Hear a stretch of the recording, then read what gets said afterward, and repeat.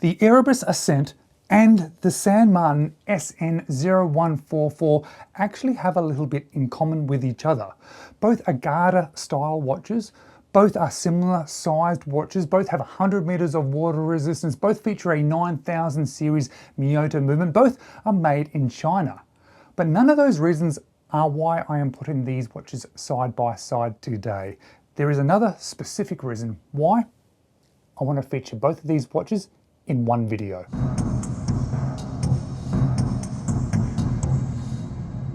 Hello, you're watching James. My name's James, you're watching me, and I am talking about watches. And last year I said that the Erebus Ascent was my pick for the watch of the year, or the watch release of 2024.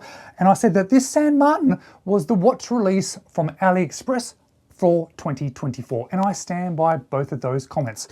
Both of these watches are fantastic.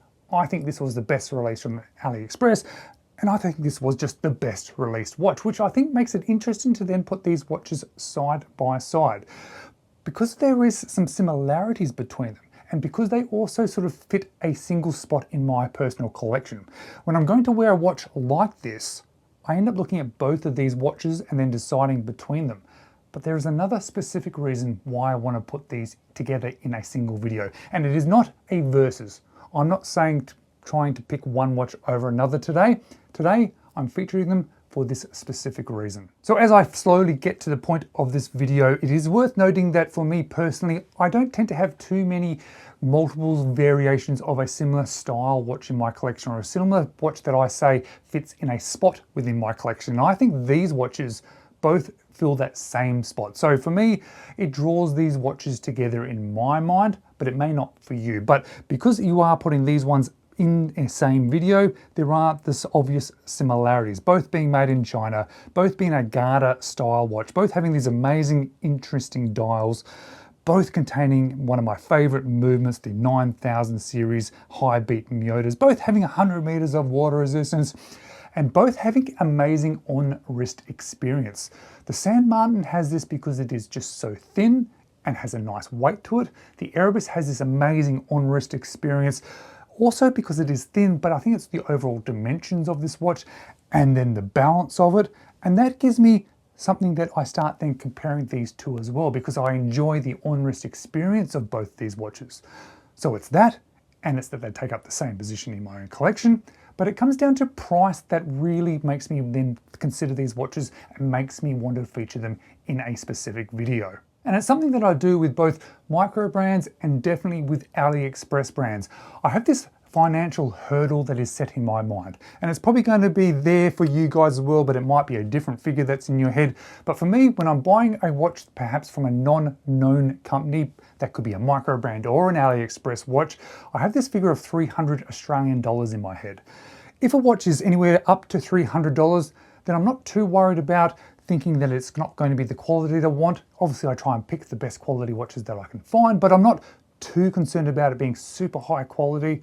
I'm not worried about the brand heritage or background. I'm not so much worried about warranties of the watch. I'm not worried about returning the watch.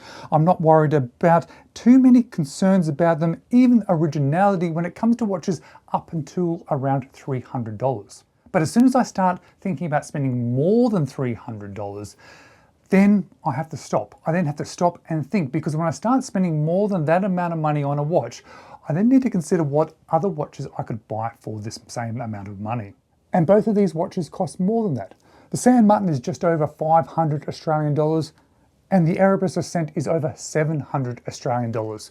Both figures that make me start to think, well, if I'm going to consider buying one of these watches, should I consider other watches? Could I buy a nice Seiko or an Orient? I could even look at watches from Hamilton that could fit into this price category. But these two watches stand out so well, so much, that they put all those other watches completely out of my mind. And it is difficult with these two watches as well, because neither of them you can get hands-on experience with before you decide to purchase them, which is why we as creators tend to make content like this. It's one of the reasons why I make content like this, is to try and show you the watches in as much detail as possible so you can make a better buying choice and have a little bit more of an understanding of these watches.